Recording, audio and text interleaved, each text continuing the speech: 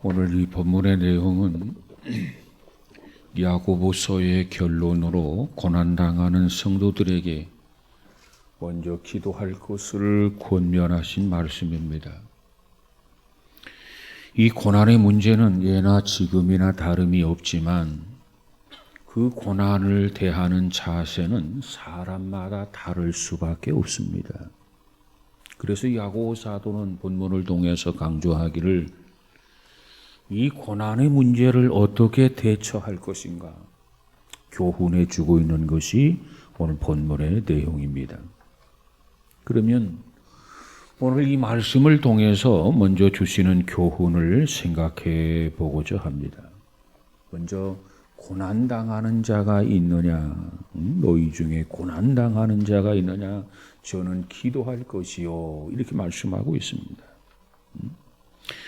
오늘 본문 13절에서 고난당하는 자가 있느냐라고 반문한 것은 많은 사람들이 고난을 당하고 있다는 사실을 전제로 해서 하는 그런 질문입니다. 그리고 야고보는 말하기를 고난을 당하는 성도들에게 무엇보다도 먼저 기도해라, 기도할 것을 권면하고 있습니다. 그렇다고 한다면 기도가 무엇입니까? 기도는 하나님과 성도 사이에 이루어지는 대화를 우리는 기도라 이렇게 이야기합니다. 그러니까 우리들에게 닥쳤던 어떤 고통, 우리에게 닥쳤던 어떤 슬픔을 하나님께 아뢰고 하나님으로부터 위로의 말씀을 듣고 힘을 얻는 것은 기도를 통해서만이 가능한 것입니다. 그러므로 누구든지 고난 중에 있을 때는 염려하거나 근심하거나 자포자기하는 절망 대신에 하나님 앞에 기도함으로써 하나님이 주시는 무한한 위로와 무한한 격려를 체험하는 우리 모두가 되어지기를 주님의 이름으로 축복합니다. 이 기도는 이 고난을 축복으로 변화시키는 능력이 있습니다. 이것이 기도예요. 그러므로 이 고난의 때는 그 고난을 통해서 우리는 하나님의 놀라운 은혜, 그 하나님의 놀라운 능력을 체험하고 우리의 신앙이 좀 더 나아지고 좀 더 성숙해져가는 그와 같은 때인 것을 믿으시기를 바랍니다. 그렇기 때문에 그와 같은 고난의 때에 우리들이 해야 할 일은 하나님 앞에 기도하는 거예요. 이 고난의 때를 기도의 때로 삼는 성도는 이 고난당하는 성도들에게 함께 하시며 갑절의 은혜를 주시는 하나님을 그 고난을 통해서 만나게 되는 것을 믿으시기를 바랍니다. 그런데 실상 지상에 존재하고 있는 모든 사람들은 어떤 사람은 이미 고난을 다 겪은 사람들, 아니 어떤 사람은 현재 고난을 당하고 있거나 어쩌면 앞으로 고난을 겪게 될 사람들인 것입니다. 그런데 사실 이 고난이라고 하는 것이 내가 외면한다고 해서 고난이 멀리 달아나는 것도 아니고, 이 고난이라고 하는 것은 내가 물리친다고 해서 이 고난은 물러가는 것이 아닙니다. 대개의 경우 어떤 고난이나 어떤 고통을 당하게 되면 대부분의 많은 사람들이 하나님을 원망하게 됩니다. 불평하게 됩니다. 여러분 이스라엘 민족을 보세요. 출애굽을 하고 광야를 통과함에 있어서 조금만 불편해도 하나님을 원망하고 하나님 앞에 불만을 털어놓지 않습니까? 그런데 야고보서는 뭐라고 말합니까? 오늘 본문에서 강조하기를 그와 같은 고난의 문제에 부딪혔을 때 하나님을 원망하지 말라는 거예요. 하나님 앞에 기도함으로써 그 고난의 문제를 해결하라고 가르치고 있습니다. 다시 말하면 우리들이 당하는 고난이라고 하는 것은 우리가 앙탈을 부리거나 악을 쓴다고 해서 고난은 결코 물러나가는 것이 아닙니다. 그렇기 때문에 이 고난 속에 있을 때 우리는 무엇보다도 하나님 앞에 기도함으로써 그 고난을 해결하라는 겁니다. 그 방법밖에는 없다는 거예요. 우리 하나님께서는 자기의 백성들이, 자기의 자녀들이 기도를 통해서 자기의 사정을 아뢰고 도움을 청하는 것을 하나님은 매우 매우 기뻐하시는 그와 같은 하나님이십니다. 그러므로 고난 중에 있는 성도는 지체 없이 고난 속에 있을 때, 이 고난에 임했을 때, 고난이 밀려왔을 때 우리는 하나님 앞에 도움을 간구해야 합니다. 이것이 지혜로운 성도의 모습이에요. 하나님께서는 언제든지 우리들에게 기꺼이 도움을 주시는 하나님인 것을 믿으시기 바랍니다. 그래서 히브리서 기자는 뭐라고 말합니까? 하나님은 돕는 자가 되신다. 우리를 도우시는 하나님이시라, 그렇게 고백하고 있잖아요. 그러므로 성경에 보면은 기도를 통해서 개인적인 고난이나 어떤 집단적인 위기나 그리고 국가의 위기를 해결했던 이야기들이 수없이 많이 기록되어져 있습니다. 오늘 본문 17절에 가보니까 이 야고보는 구약시대에 있었던 엘리야 기도를 예를 들어 설명해 주고 있어요. 엘리야의 기도. 북왕조 아합과 왕후 이세벨이 우상을 숭배하게 됩니다. 부정축제로 인해서 그들이 범한 죄 때문에 3년 6개월 동안 비가 오지 않는 재앙이 그 땅에 임하게 되었습니다. 3년 6개월 동안 계속되는 그 가뭄으로 인해서 이스라엘의 민생이 도탄에 빠지게 되었습니다. 그리고 국운이 기울어져 가고 있었습니다. 그럼에도 불구하고 왕과 왕후는 회개할 줄을 모르고 계속해서 복종과 부정을 일삼고 있었습니다. 그런데 그때 하나님 앞에 엎드려서 기도하던 신실한 선지자가 있었습니다. 그가 누굽니까? 바로 엘리야라고 하는 선지자입니다. 그래서 그가 하나님 앞에 엎드려서 기도하는데 어떻게 기도합니까? 엎드려서 기도하기를 비가 오지 않도록 해달라고 기도했더니 3년 6개월 동안 비가 내리지 않는 거예요. 1년도 아니고 2년도 아니고 3년 6개월 동안 비가 오지 않았습니다. 그리고 나서 엘리야가 다시 기도합니다. 비가 오게 해달라고 하나님 앞에 기도했습니다. 그랬더니 비가 내렸다는 거예요. 여러분, 이와 같은 엘리야의 기도를 우리는 뭐라고 하느냐? 하늘 문을 열기도 하고 닫기도 한 선지자였다, 이렇게 평하지 않습니까? 그런데 여기에서 주시해야 할 사실이 있습니다. 그것은 바로 하나님은 타락한 통치자, 이 부패한 통치자의 죄와 허물을 보시기보다는 의로운 사람의 기도를 먼저 보시고 그 기도를 들으시는 하나님이시라는 겁니다. 하나님의 뜻에 맞게 살아가면서 하나님 앞에 기도하는 의인의 기도를 하나님은 결코 외면하지 않으시고 들어주시는 하나님이시라는 겁니다. 아합 왕과 이세벨의 범죄를 징계하기 위해서라면 아합 왕과 이세벨이 목말라 죽을 때까지 비가 내리지 않으셔야 했습니다. 그러나 하나님은 엘리야의 기도를 들으시고 비를 내리게 하셨다는 거예요. 그건 뭘 의미합니까? 죄의 징계보다는 기도를 들으시는 하나님이라는 사실을 우리에게 설명해 주고 있는 겁니다.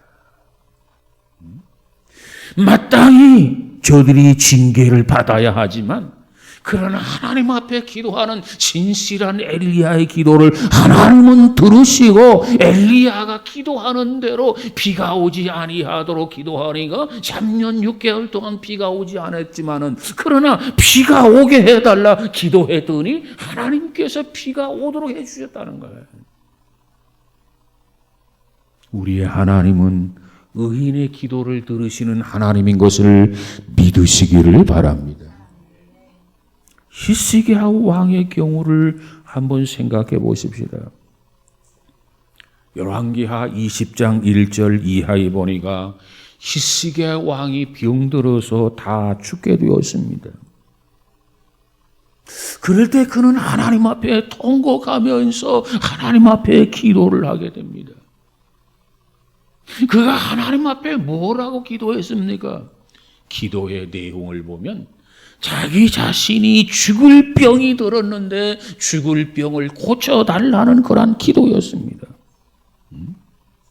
통곡하며 눈물로 기도했던 히스기야 하나님께서 그의 기도를 들으시고 열왕기하 20장 5절에 가보니까 뭐라고 말합니까? 내가 내 기도를 들었고 내 눈물을 보았노라 내가 너를 낫게 하리라. 응답이 왔어요.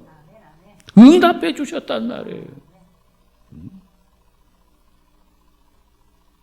히스기야는 자신의 질병과 그리고 자신의 고난을 하나님 앞에 기도함으로써 그런 15년이라는 긴 세월 생명의 연장을 받게 된 거 믿으시기를 바랍니다. 사네립의 왕이라는 분이 있어요. 아시리아의 사네립 왕. 그가 히스기야 왕조를 침공하게 됩니다. 그럴 때 히스기야가 하나님 앞에 기도합니다. 기도했을 때 18만 5천이 넘는 아시리아 군대가 정말 격파되고 대승리를 거두는 일이 일어났어요. 이 모든 것이 다 기도의 효력이요 기도의 능력인 것을 믿으시기를 바랍니다. 이처럼 기도하면 되는 일도 기도하지 않으니까 안 되는 거예요. 하나님은 우리에게 기도의 열쇠를 맡기셨어요. 무엇이든지 구하라는 겁니다.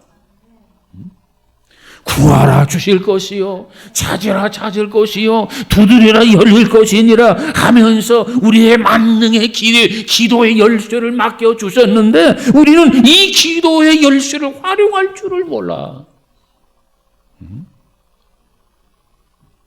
얼마나 답답합니까? 기도하면 되는데 기도할 수 있는 사람이 기도하지 않아요. 참으로 답답한 일이 아닐 수가 없어요. 여러분 성경은 우리에게 뭐라고 말합니까? 항상 깨어서 기도하라고 말씀하고 있어요. 쉬지 말고 기도하라는 겁니다. 쉬지 말고.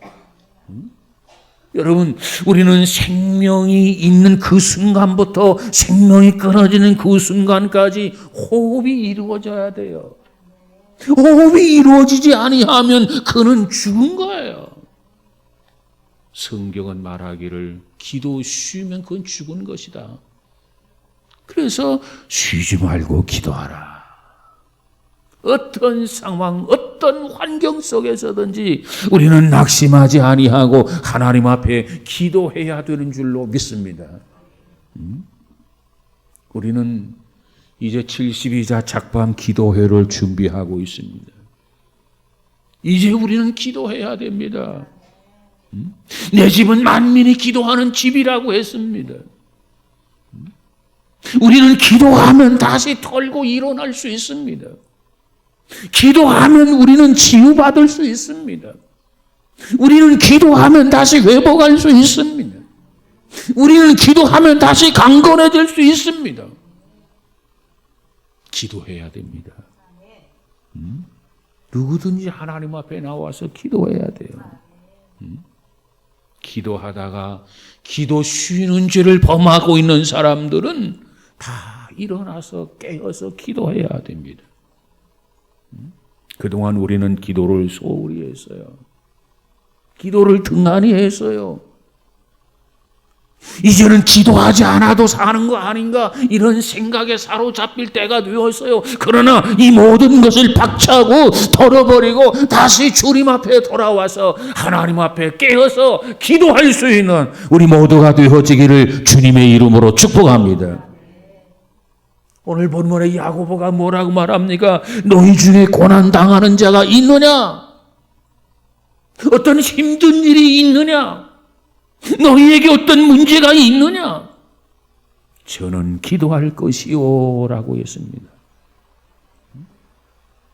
우리 중에 기도해야 될 고난이 앞에 가로 놓여 있음에도 불구하고 기도해야 할 문제가 산더미처럼 쌓여 있음에도 불구하고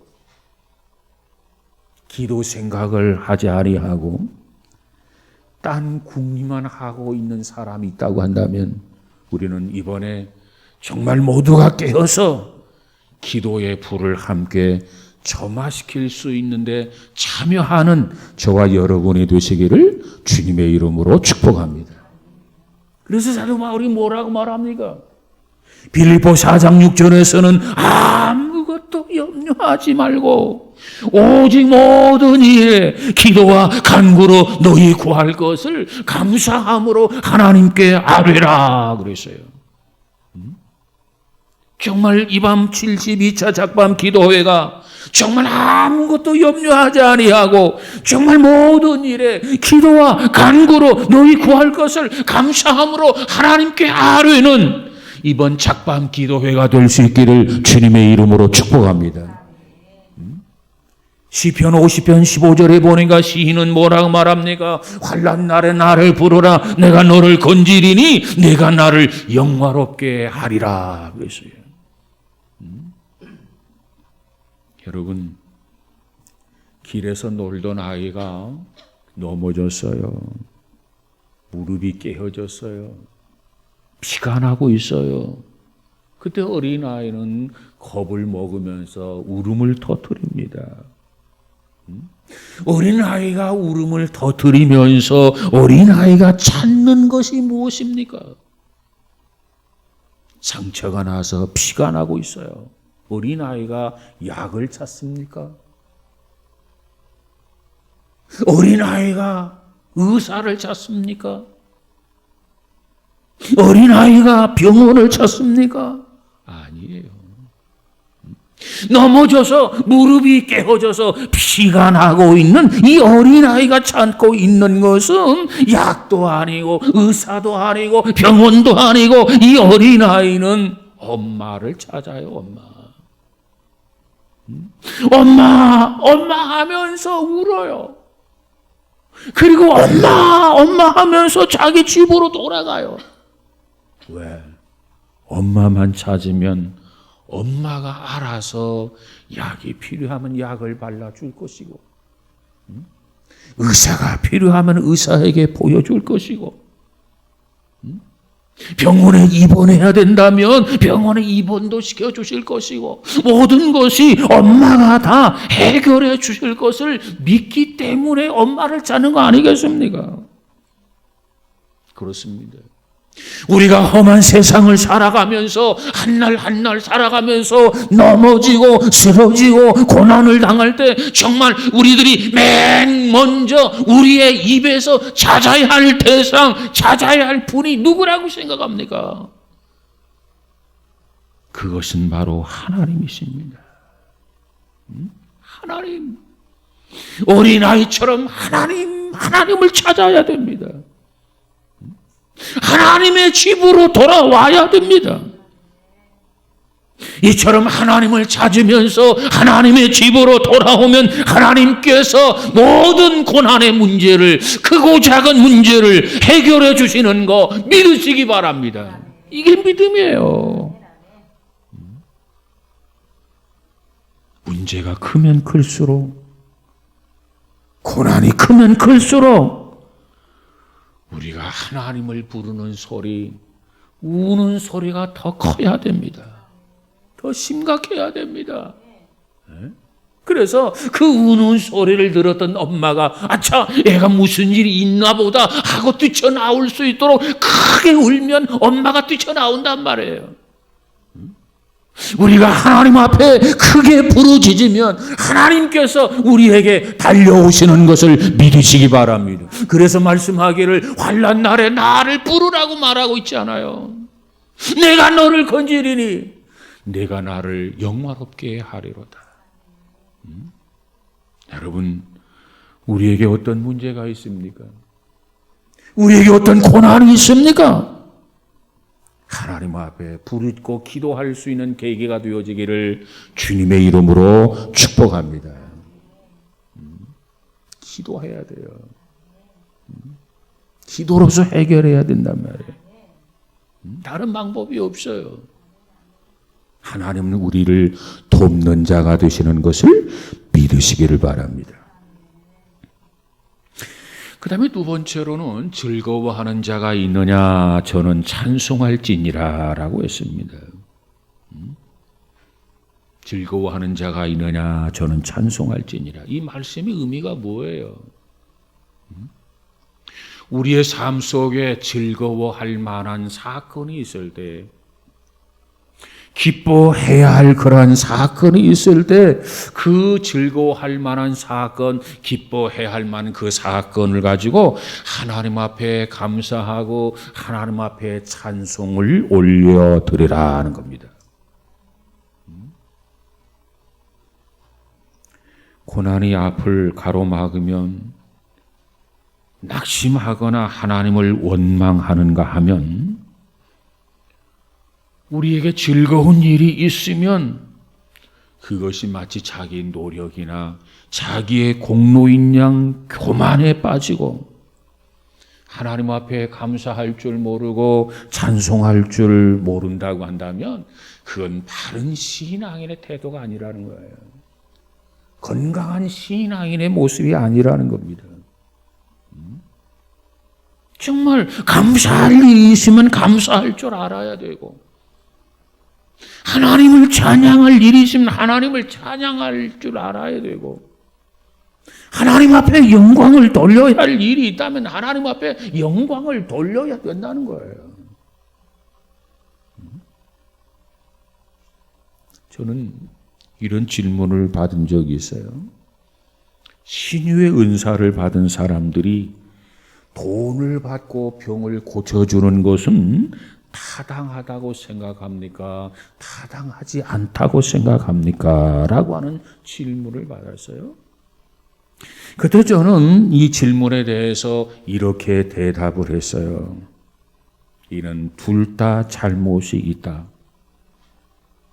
돈을 받고 병을 고쳐준다든가, 병을 고쳐주면 돈을 받기로 약속을 하고 이와 같이 병을 고쳐주는 행위는 성령의 은사를 매매하는 수단으로 전락시키는 결과를 가져오기 때문에 바람직하지 않다.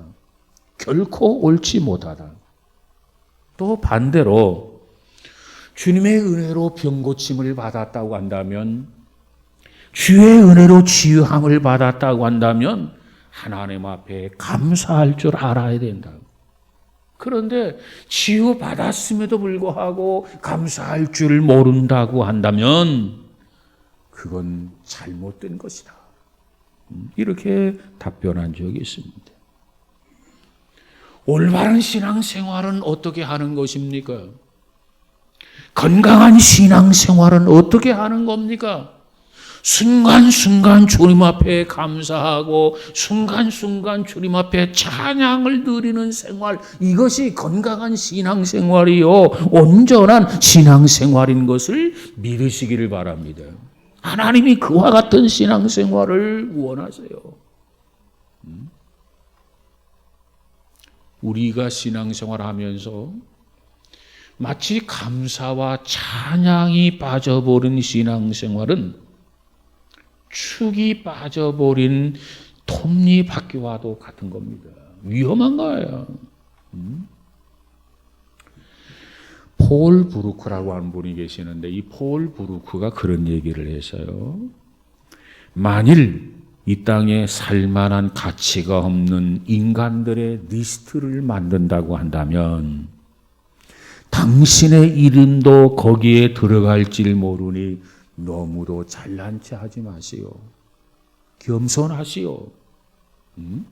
그러니까 이 땅에 살만한 가치가 없는 사람들의 리스트, 명단을 작성한다고 한다면 거기에 당신의 이름이 끼는지 모른다 그 말이에요. 그렇기 때문에 교만하지 말고, 그러기 때문에 잘난 척하지 말고, 똑똑한 척하지 말고 늘 겸손하고 온유하세요. 이것이 폴 브루크 박사의 말입니다. 여러분, 정말 제 아무리 잘난 사람도, 정말 똑똑한 사람이라 할지라도 하나님 앞에 감사할 줄 모르고 하나님 앞에 찬양할 줄 모르는 사람이라면 그 사람이 곧 무가치한 사람의 리스트에 끼게 된단 말이에요. 그 사람의 이름이. 그러면 우리가 무가치한 사람, 무가치한 인간 리스트에 끼지 않으려면 어떻게 해야 되느냐? 감사할 일이 있으면 하나님 앞에 감사하고 찬양할 일이 있으면 하나님을 찬양할 수 있어야 된다 그 말이에요. 왜? 그것이 건강한 신앙생활이기 때문에. 왜? 그것이 올바른 신앙생활이기 때문에. 여러분, 감사해야 될 때 메마르지 아니하고 감사가 풍성한 우리 모두가 되어지기를 주님의 이름으로 축복합니다. 시편 50편 14절에 가보니까 우리가 환난을 당했을 때 하나님 앞에 기도하고 응답을 받는데, 환난 날에 나를 부르라 해서 기도해서 응답을 받는데 응답받는 전제 조건이 거기에 기록되어 있어요. 14절에 보면. 우리가 응답을 받는데 전제 조건이 뭡니까? 감사로 하나님께 제사를 드리며 지극히 높으신 자에게 내 소원을 갚으며, 그렇게 기록되어 있습니다. 감사할 때 하나님 앞에 감사할 줄 알아야 된다고 말해요. 하나님 앞에 소원을 했으면 소원을 갚아야 된다는 겁니다. 그러면서 하나님 앞에 기도할 때, 환난을 당해서 기도할 때 하나님은 그 환난 속에서 우리를 건져주시고 구원해 주신다는 거예요. 이것이 하나님의 약속이에요. 이걸 뒤집어 보면 이래요. 감사해야 할 때 감사 제사를 드리지 아니하고 소원한 대로 소원을 갚지 않는 채 기도를 드린다면 하나님은 그 기도를 듣지 아니하고 하나님은 관심을 두지 않겠다는 말씀입니다. 그처럼 감사 기도가 중요한 거예요. 여러분, 우리 모두에게 하나님의 은혜를 받았으면 감사할 줄 아는, 하나님의 은혜를 찬양할 줄 아는 저와 여러분이 되시기를 주님의 이름으로 축복합니다. 그 다음에 세 번째로는 병든 자가 있느냐? 주의 이름으로 기름을 바르며 위하여 기도하라 그랬어요. 병은 대개 세 가지 유형으로 나눌 수 있습니다. 육체적인 병, 정신적인 병, 그리고 영혼의 병입니다. 그러면 육체적인 병이라는 건 뭐냐? 인간 육체에 일어나는 온갖 질병을 육체적인 병이라 이렇게 말할 수 있습니다. 그리고 정신적인 병이란 뭐냐? 정신병, 정신질환에 속하는 여러 가지 형태의 병을 말한다. 예를 들면 노이로제, 정신착란, 정신분열 이런 병이 정신병에 해당합니다. 그다음 영혼의 병이 있어요. 영혼의 병. 영혼의 병은 뭐냐? 하나님과의 영적 단절에서 오는 신앙적 마비 현상, 영혼의 마비 현상을 의미하는 거예요. 그러니까 육체는 건강한데 영혼이 병든 사람이 있을 수 있고, 영혼은 건강하나 육체의 질병 때문에 고통당하며 신음하는 사람이 있을 수 있습니다. 우리 인간의 구조를 영과 혼과 육이라고 하는 삼분법으로 이렇게 이해를 합니다. 그러면 영혼은 뭐 하는 거냐? 하나님의 형상을 닮은 존재로서 하나님과 통하는 것이 바로 영이다, 이렇게 말할 수 있습니다. 그러면 혼이라고 하는 것은 뭐냐? 정신으로서 정신세계와 통하는 것으로 볼 수 있습니다. 그러면 육이라고 하는 것은 뭐냐? 물질 세계와 통하는 것으로 볼 수 있는 것이 육입니다. 그러면 이와 같이 영과 혼과 육, 이 세 가지가 있는데 이 중에서도 가장 중요한 것은 무엇이냐? 그것은 무엇보다도 영이라고 하는 사실을 잊어서는 안 됩니다. 그래서 사도 요한이 뭐라고 말합니까? 내 영혼이 잘됨과 같이 범사가 잘되고 강건하기를 원한다, 이렇게 말씀하신 거예요. 무엇보다도 영이 중요해요. 육신도 중요하지요, 혼도 중요하지요. 그러나 그것보다 더 중요한 것이 우리의 영이라는 사실을 잊어서는 안 됩니다.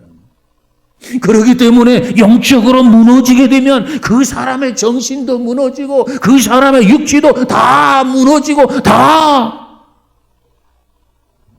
허사가 되는 거예요. 영혼이 먼저 잘 되어야 됩니다.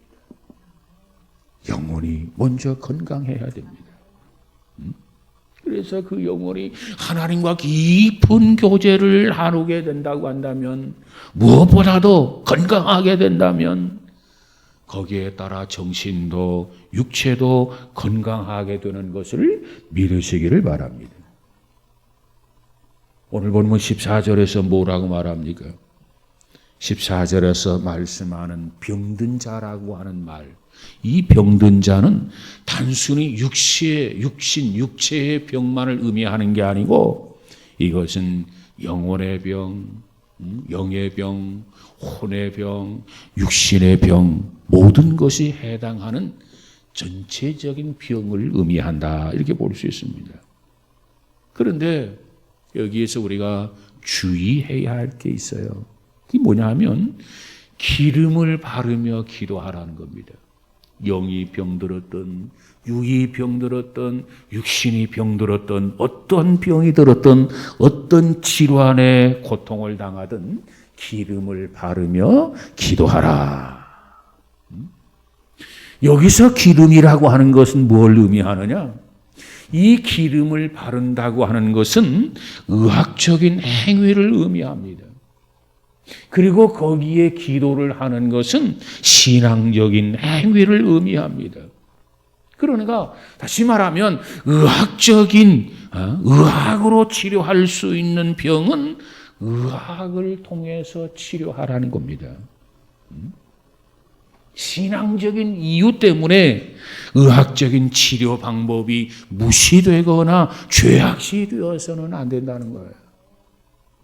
어떤 사람은 병원에 가서 치료받고 수술하는 것을 무슨 불신의 행동인 것처럼 비판하고 정죄하는 사람이 없잖아요. 그래서 이건 잘못된 거예요. 그렇다고 해서 의학의 힘이 신앙의 힘보다 우월하다고 생각해서도 안 됩니다. 언제나 신앙의 힘은, 믿음의 힘은 과학의 힘에 우선하고 우위에 속하다고 하는 것을 잊어서는 안 됩니다. 그래서 과학이 포기한 사람은, 이 과학이 포기한 그 시점은 바로 신앙의 출발점인 것입니다. 그렇습니다. 과학의 힘으로 안 되는 것도 신앙의 힘으로는 가능한 거예요. 그래서 오늘 본문 15절에서 뭐라고 말합니까? 믿음의 기도는 병든 자를 구원하리니 병든 자를 고치시리니 주께서 저를 일으키시리라 이렇게 말씀하셨어요. 이게 결론입니다. 여러분, 내가 기도했다고 해서 내가 고치는 거 아닙니다. 내가 믿음을 가지고 기도하지만 고치시는 분은, 일으켜 주시는 분은 주님인 것을 믿으시기를 바랍니다. 내가 믿고 기도했다고 해서 내가 전능자가 되는 것이 결코 아니란 말이에요. 고치시는 분은 주님이십니다. 만져주시는 분은 주님이십니다. 내 믿음대로 되라 말씀하시는 분은 바로 주님이십니다. 그 주님은 우리의 죽을 영혼도 살리시는 주님이시고 산산조각이 난 정신도 온전케 하시는 분이시고 내 몸의 온갖 질병도 고치시는 전능하신 주님인 것을 믿으시기를 바랍니다. 그래서 그분은 치유의 하나님, 여호와 라파라. 그렇습니다. 여러분, 우리에게 있어서 크고 작은 문제가 있지요.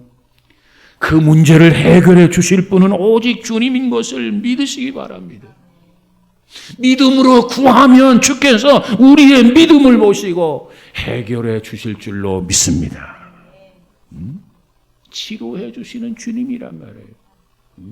아무쪼록 이번 72자 작밤 기도회를 통해서 우리 모두가 주의 음성을 듣고 우리의 상태에서 일어나서 걷기도 하고 뛰기도 할 수 있는 그와 같은 은혜, 그와 같은 능력을 힘입는 저와 여러분이 되시기를 주님의 이름으로 축복합니다. 우리에게 말씀하십니다. 주께서 일으키시리라. 주께서 해결하시리라. 주께서 수습하시리라. 주께서 고쳐주시리라. 여러분, 이와 같은 말씀을 붙들고 기도할 수 있는 우리 모두가 다 되어지기를 주님의 이름으로 축복합니다. 기도하십시다. 거룩하신 주님, 우리에게 주신 말씀을 기억합니다. 너희 중에 고난당하는 자가 있느냐? 함께 기도할 것이요. 너희 중에 즐거운 일이 있느냐? 함께 찬송할지니라. 원하옵건대 우리는 하나님 앞에 늘 깨어서 기도하게 하시고 늘 하나님의 은혜를 찬양하며 사는 주의 자녀들이 되어지게 하여 주옵소서. 특별히 고통당하는 자들 기름을 바르며 기도하라 말씀하셨는데 하나님 믿음으로 기도해서 치유받아서 안진뱅이에서 일어나게 하시고 걷기도 하고 뛰기도 하면서 무엇보다도 하나님의 영광을 돌릴 수 있는 귀한 성도들이 다 되어지게 하여 주옵소서. 작밤 기도회를 통해서 우리가 이 능력을 힘입기 원합니다. 하나님, 작밤 기도회를 통해서 회복하기 원합니다. 작밤 기도회를 통해서 좀 더 강건해지기 원합니다. 주여 은혜를 더하여 주옵소서. 예수님 이름으로 기도하옵나이다. 아멘.